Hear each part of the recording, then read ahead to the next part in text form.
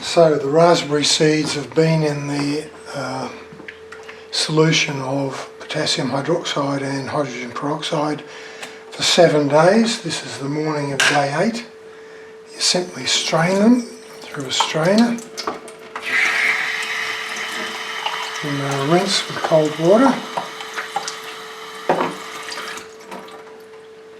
And a quick dip in 50% cheap white vinegar and 50% water. That removes excess potassium hydroxide. Another rinse in water.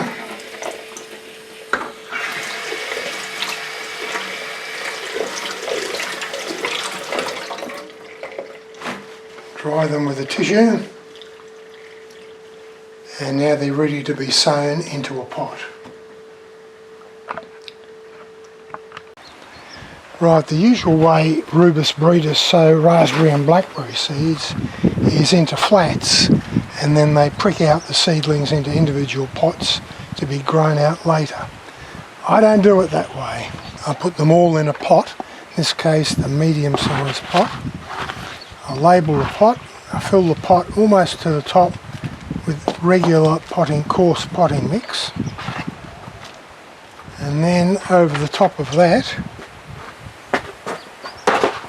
I put fine seed raising mix. Of course this stuff's expensive. I use a small amount of this over the top as a veneer. And I written that down. Whoops.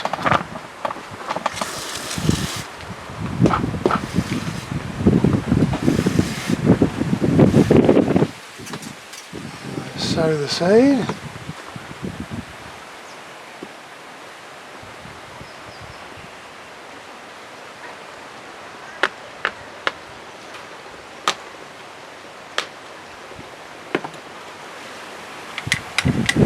Just spread the seeds out with a fine mist.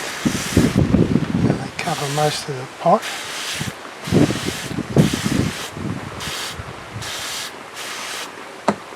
Then I put a fine layer of seed raising mix over the top.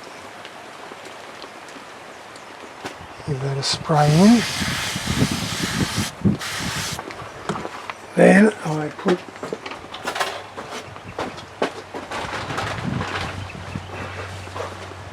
a fine layer of coconut peat over the top, and that helps to stop the seeds from being disturbed when I water them.